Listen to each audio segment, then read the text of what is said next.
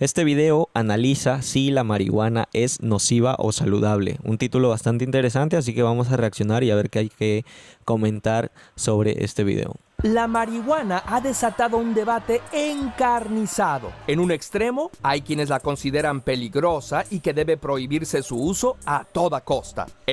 Desde aquí ya puedo empezar diciéndoles algo, y es que los que se oponen al uso del cannabis y creen que debe prohibirse a toda costa son los que básicamente desconocen por completo la planta, sus utilidades, su historia, y desconocen por completo cómo se prohibió, que desde ya les anticipo que fue a través de propaganda, mentira y noticias falsas. En otro extremo, quienes afirman que es inocua e incluso benéfica y por lo tanto debe permitirse su uso legal. Pero, ¿qué dice la ciencia? ¿La marihuana es nociva o saludable? Aquí puedo anticiparles algo, y es que la marihuana, cannabis es su nombre científico, como otras sustancias, puede ser considerada como una sustancia neutra y que los efectos que tenga va a depender de cómo se consuma y en qué dosis se consuma. La planta Cannabis sativa es originaria de la región de Asia Central. Hace unos 3000 años llegó a China y la India, y tiempo después a Medio Oriente. Aquí les quiero mencionar algo importante. Como ustedes pueden ver, la planta se conoce desde hace cientos de miles de años. Cientos de miles no, probablemente hace miles de años. Hay registros del uso de la planta por su fibra textil de aproximadamente hace 10.000 u 8.000 años, y para que la gente no piense que se trata de un fenómeno nuevo, el uso recreativo, hay una investigación que se publicó hace algunos años en la que se demostró que el cannabis ya se consumía de forma recreativa o espiritual en rituales funerarios entre la frontera entre China y Tayikistán hace aproximadamente 2500 años. Por lo tanto, el cannabis o el uso del cannabis de forma recreativa no es para nada un fenómeno nuevo ni es una nueva moda. De ahí, siguiendo las rutas de comercio y por ser una planta fácil de cultivar, se expandió rápidamente por Europa y África. Todo ese tiempo se usó por sus propiedades medicinales, para aliviar el dolor, la falta de apetito o de sueño y hasta la melancolía. Es una planta muy fibrosa y una de sus variedades, el cáñamo, se usó mucho tiempo para confeccionar cuerdas y textiles. Aquí hay una cosa bastante importante. Ya se sabe que la planta se ha utilizado desde hace cientos de miles de años con fines medicinales, pero en el punto clave, que es el punto siguiente que menciona, cuando dice que el cáñamo es una variedad del cannabis, esto no es correcto. Como ustedes pueden encontrar en el contenido que yo les he compartido, pues cannabis es el nombre científico de la planta, pero cannabis deriva del vocablo griego cannabis. El vocablo griego cannabis se traduce al latín como cannabis y se traduce al español como cáñamo. Y si ustedes revisan la historia hasta antes de que se difunda la palabra marihuana, van a encontrar que la planta siempre fue conocida como cáñamo y que en los textos más recientes, cuando empieza a aparecer la palabra marihuana, se explicaba con toda certeza que marihuana era un derivado del cáñamo. En realidad, lo que pasa es que la marihuana es el cáñamo mismo o es un derivado del cáñamo. Y si vamos a analizarlo de forma más precisa, la marihuana son los cogollos del cáñamo. ¿Por qué? Porque la traducción de cannabis o de cannabis, el vocablo griego de donde procede el nombre de la planta, se traduce precisamente al español como cáñamo. Por lo tanto, cannabis es cáñamo, es lo mismo. Las velas de las carabelas de Cristóbal Colón estaban hechas de cannabis. Los conquistadores importaron la semilla e impulsaron la siembra de marihuana, y hasta los jesuitas promovían su uso medicinal. Por varios siglos, su consumo terapéutico y recreativo se expandió por toda Latinoamérica. Hasta se menciona en la canción de La Cucaracha, popular durante la Revolución Mexicana. En esos años... Esto yo lo publiqué en un video mío en TikTok, y es por este video que me contactó la Organización de República Dominicana, que me llevó a ese país a brindar mi primera conferencia internacional. En ese video yo explicaba que la marihuana se mencionaba en la canción La Cucaracha, y es que la canción dice: la cucaracha ya no puede caminar porque le falta marihuana que fumar. Y esta es una canción o un himno popular de la Revolución Mexicana. años pasó a Estados Unidos. Por ese entonces no había regulaciones y cualquiera podía vender cualquier sustancia como medicina. O sea, hasta la heroína se vendía en las farmacias y la Coca-Cola llevaba cocaína. En los años 20, los médicos y las industrias farmacéuticas decidieron regular esto y la marihuana desapareció de la lista de medicamentos permitidos, aunque la gente la seguía usando. El cannabis como medicina estuvo desde alrededor de los años 1800 o 1850 en la farmacopea estadounidense, considerada por sus propiedades medicinales como una de las sustancias medicinales más importantes. Recuérdenlo, en la propia farmacopea estadounidense se reconocían las propiedades medicinales del cannabis, que obviamente luego por la campaña de mentiras, propaganda y desinformación contra la planta pues fue retirada de esta farmacopea. Fue en 1968 cuando un asesor de la Casa Blanca, John Ehrlichman, considerando como enemigos a los que se oponían a la guerra, decidió hacer propaganda para asociar a los hippies con la marihuana. Aquí hay algo importante. John Ehrlichman no fue el primero en hacer propaganda con el cannabis para utilizarla contra determinadas comunidades. En realidad, quien comenzó con la propaganda contra el cannabis fue Harry Anslinger, que fue comisionado federal de la Oficina de Narcóticos, de los Estados Unidos, y la propaganda no comienza en 1968, como dice él, o como se dice en el video, sino que comienza desde alrededor de 1920 o 1930, intensificándose y pasando de los periódicos también a las pantallas alrededor del año 1936, con videos o películas o cortometrajes como aquel conocido como La locura del porro o Reefer Madness. Y John Ehrlichman fue el que en una entrevista informal reconoció ante un periodista que lo que habían hecho desde la Casa Blanca era utilizar como justificación las drogas como la marihuana u otras sustancias para atacar a determinadas comunidades. Criminalizarla y poder así allanar lugares de reunión, arrestar personas y vilipendiar a todo el movimiento. Inició así la guerra contra las drogas. Pero, ¿era una guerra justificada? Veamos cómo funciona la marihuana en el cerebro. Como sabes, las neuronas se comunican usando unas moléculas llamadas neurotransmisores. Estos salen de una sinapsis y se conectan con la siguiente utilizando los receptores que tienen las neuronas. Uno de los neurotransmisores es la anandamida, que viaja en sentido contrario, como diciéndole a la neurona emisora: ¡mensaje recibido! Esto hace que la neurona se calme y deje de mandar mensajes. Esto es lo que les explicaba en el video anterior, y es que el cannabis o los cannabinoides, que son los compuestos del cannabis, no actúan como neurotransmisores, sino como neuromoduladores. Es decir, no estimulan determinada función, sino que, digamos, la regulan. Las sustancias activas en la cannabis se llaman cannabinoides. ¿Qué esperabas? Las dos más importantes son el delta-9-tetrahidrocannabinol, mejor conocido como THC, y el cannabidiol, abreviado como CBD. Pues resulta que el THC encaja perfecto en los receptores de la anandamida. El cuerpo produce sus propios cannabinoides. Es como si el cuerpo produjera sus propios compuestos de la marihuana, pero obviamente los produce en su interior y no son exactamente los mismos, pero son químicamente idénticos y desarrollan o cumplen las mismas funciones. Por eso, cuando el cannabis ingresa al cuerpo, lo que hace es reemplazar a este compuesto interno o este cannabinoide endógeno que se conoce como anandamida, y cumple y desarrolla sus mismas funciones, y al ser químicamente idéntico puede encajar en los mismos receptores a los cuales se encaja o en los cuales ingresa la anandamida.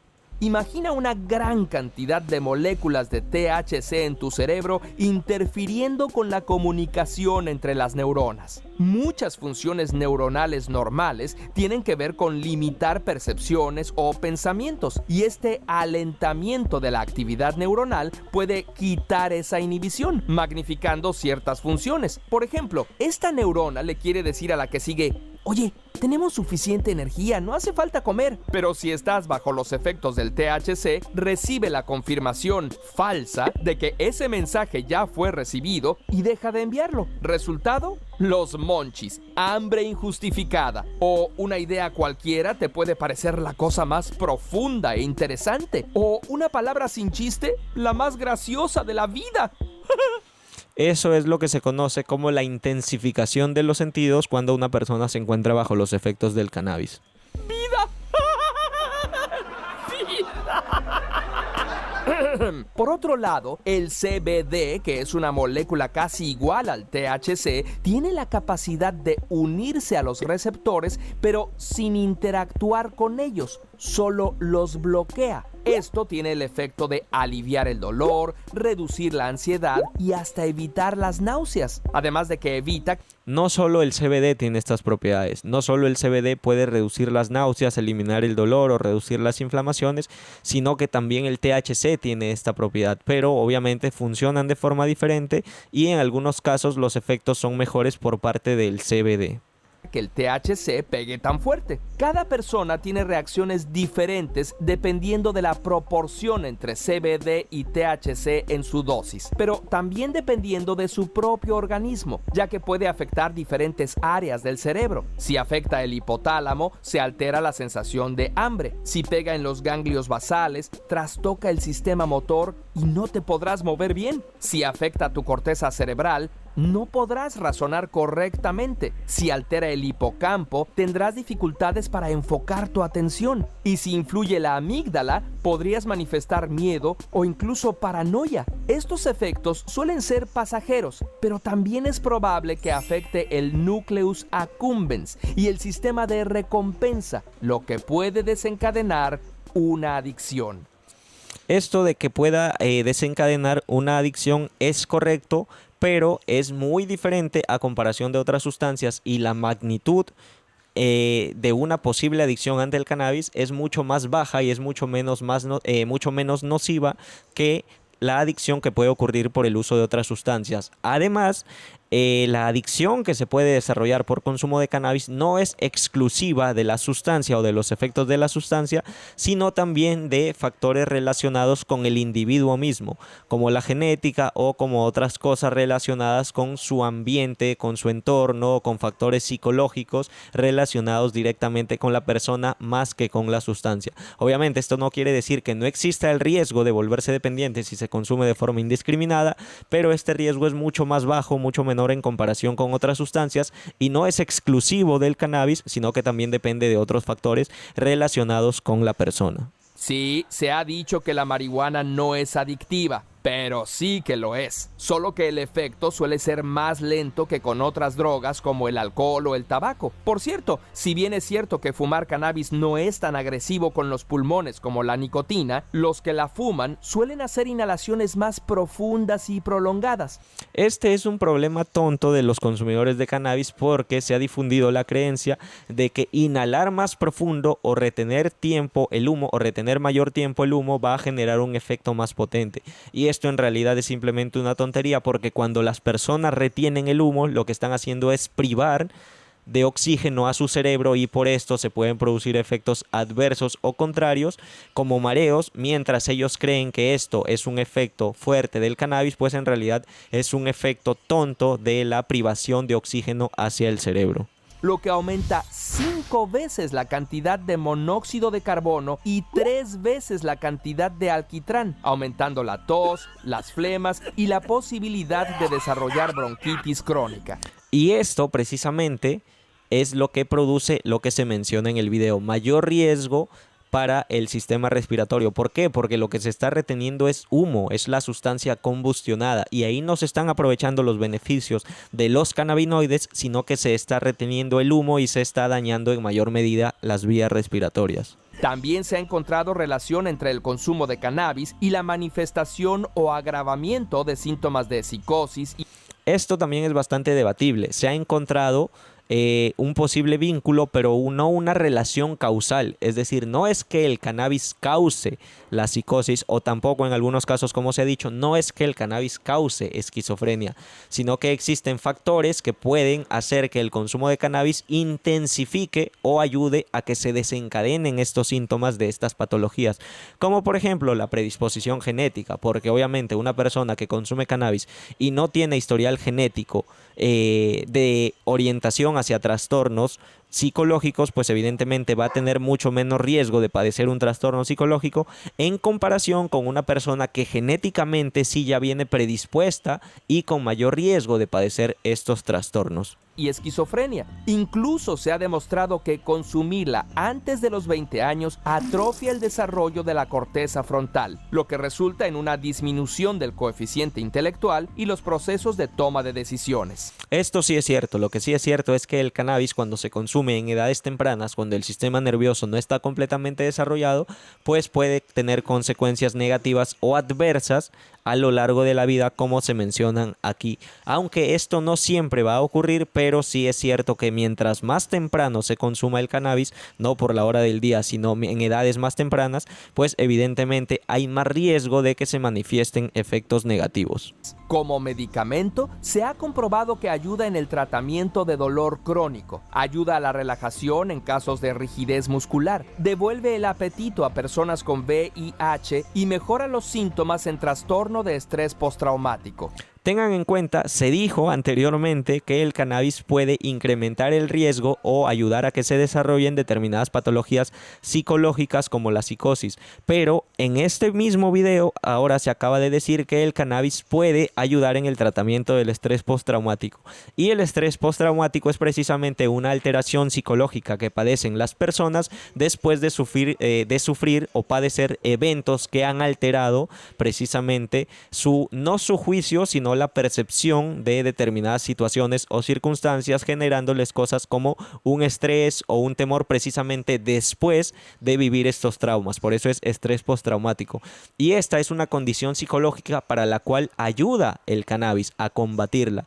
Entonces, por una parte puede ser que existe el riesgo de que se generen efectos negativos en personas, como el desarrollo o el posible o eventual desarrollo de psicosis, que no es una causa, sino que es un posible detonante del consumo de cannabis, pero también existe la posibilidad de que el cannabis sirva contra este tipo de trastornos psicológicos. Hasta podría ayudar en el tratamiento de Alzheimer. Entonces, ¿es una sustancia inofensiva? Definitivamente no. Y ahí viene la clave del asunto. Inofensiva no es ¿por qué? Porque depende de cómo se utilice. Si se utiliza de forma adecuada, en las dosis adecuadas, si no se utiliza de forma crónica, sino de forma esporádica, pues como ya les repetí en un video, hay investigaciones que han encontrado que no se manifiestan consecuencias negativas, a diferencia de que si se usa o de si se usara de forma crónica, de forma continua o de forma indiscriminada, cuando obviamente ahí sí se van a manifestar efectos nocivos por parte del consumo de la planta. Tiene efectos nocivos clarísimos. ¿Debería legalizarse? Probablemente sí. Su uso medicinal está demostrado.